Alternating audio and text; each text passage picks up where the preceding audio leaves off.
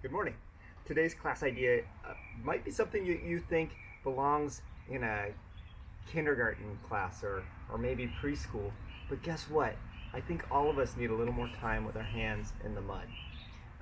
If you can't get to some good dirt, I'm going to have a few options for you. This isn't a project that absolutely requires that, but I want to encourage you to try to get your hands into the dirt. We're going to be looking at how to construct a strong little house or building using materials that you have around you, particularly the mud. And I want to start by telling you a little bit about what makes up the soil. Every bit of soil is a little bit different, but in general, soil has a couple parts. It's got stones and rocks and larger things. It has organic matter, which is the parts of plants, for example, things like this. And it also has ever finer and smaller particles of stone, the smallest of which is called clay.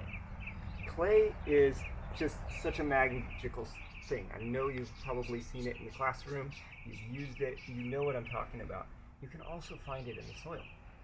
If you just take a bit of your dirt and you mix it into some water, I've already put a little bit of dirt in this water, and you break it up, you'll notice that the larger particles fall to the bottom, the rocks, the sand, but the water looks like chocolate milk after a while.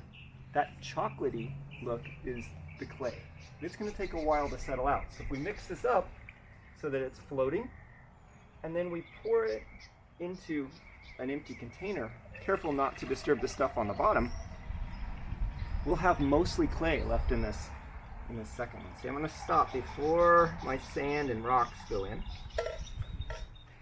I'm going to let that sit for a little while.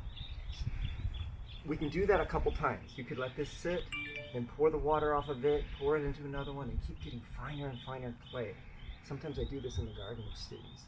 And you'll end up with something that's got this consistency that's, you can use it to coat things, you can make a ball and let it dry and it'll become something you can play with. But we're going to use it today to strengthen our house. Yes, we're building a clay house, and I've started it here.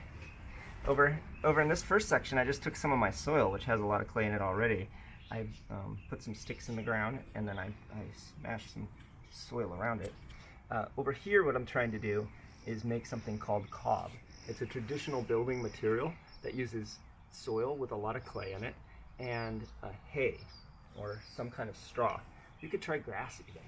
But if you mix some of this into a heavy clay-like soil, you'll end up with something very, very strong. And to me, that's just fascinating to play with. What could you do with clay-strengthened straw cob-style building material? I'm going to keep going around and creating walls with it. And then once I have my walls, I'm going to see if I can actually put a roof on it. The ultimate test is, can I make a house strong enough that I can actually lean on and it doesn't break? Now, if you don't want to get your hands dirty, or there's not enough soil showing at your place, or any of these other reasons, you could try a project like this that takes on another challenge. For example, what about getting some big magnolia leaves or other leaves from your yard? Could you figure out a way to make a roof on top of a twig house that the water all flowed off? And once you've made that house, maybe you actually go get a bucket of water and dump it if you're not on a day like today that's going to be raining a lot. Anyway, I'm really looking forward to meeting you in our afternoon session and talking about what you created. And let's just see what we can do.